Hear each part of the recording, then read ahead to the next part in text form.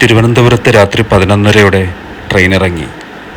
അവൻ പിന്നെ വന്നത് കരുമത്തേക്കായിരുന്നു. അവിടെ നിന്ന് പുഞ്ചക്കരി കിരീടം പാലത്തിലേക്ക്.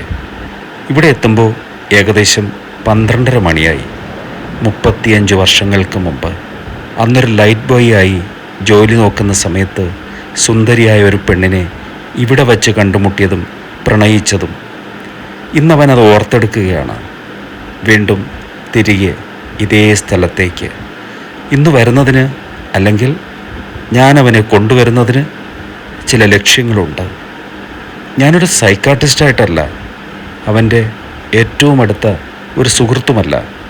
പക്ഷേ ഒരു ട്രെയിൻ യാത്രയ്ക്കിടയിൽ ഞാനവനെ കണ്ടുമുട്ടി. അന്ന് അവൻ്റെ ജീവിതത്തിലെ യാത്ര തന്നെ അവസാനിപ്പിക്കുവാൻ അവൻ തീരുമാനിച്ചിരിക്കുന്നതായി എനിക്ക് മനസ്സിലായി. ഞാൻ എൻ്റെ കയ്യിൽ അവൻ്റെ കൈകളെ കോർത്തു നിർത്തി. പിന്നൊരിക്കലും ഒരുപക്ഷെ അവൻ അതിൽ നിന്ന് രക്ഷപ്പെട്ടു പോകുവാൻ കഴിയും എന്നവൻ കരുതിയിട്ടേയില്ല. അങ്ങനെ ഒരു തലമുറ അങ്ങോട്ടും മറ്റൊരു തലമുറ ഇങ്ങോട്ടും ഉള്ള ജീവിതത്തിൻ്റെ ഇടവഴികളിലൂടെ അവൻ്റെ പിന്നാലെ ഞാനും വന്നു. 35 വർഷങ്ങൾക്ക് ശേഷം ഇവിടെ അവനെ കൊണ്ടുവന്നതിന് ഒരു കാരണമുണ്ട്. ഇവിടെ വന്നാൽ മാത്രം എനിക്കവനെ തിരുത്താൻ പറ്റുന്ന അവൻ്റേതായ ചില തെറ്റുകൾ ഇവിടെയുണ്ട്.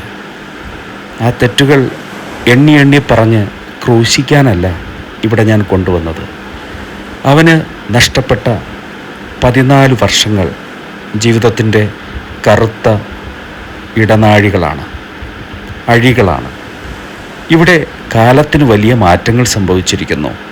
മനുഷ്യൻ്റെ കൈകടത്തലുകൾ കൊണ്ട് പഴയ ഹരിതാഭ വല്ലാതെ മാറിയിരിക്കുന്നു. എങ്കിലും ഭംഗിക്ക് തെല്ലും കുറവില്ല.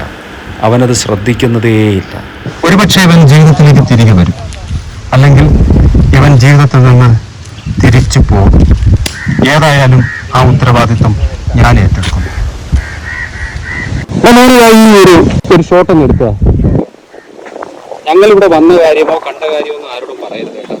ജസ്റ്റ് ഒരു ക്യാമറ വർക്കിന് വേണ്ടി മാത്രം വിളിച്ചതാണ്. ഇവൻ ഞങ്ങളുടെ മുഖം പോലും ഓർത്തു വയ്ക്കരുത്. നേരെ പിടി. ഞങ്ങൾ രണ്ടും ഇവിടെ സംസാരിച്ചുകൊണ്ടിരിക്കുന്നത് അതാണ് എടുക്കേണ്ടത്. നല്ലൊരു ഫ്രെയിം വയ്ക്കാൻ അറിയാമല്ലോ.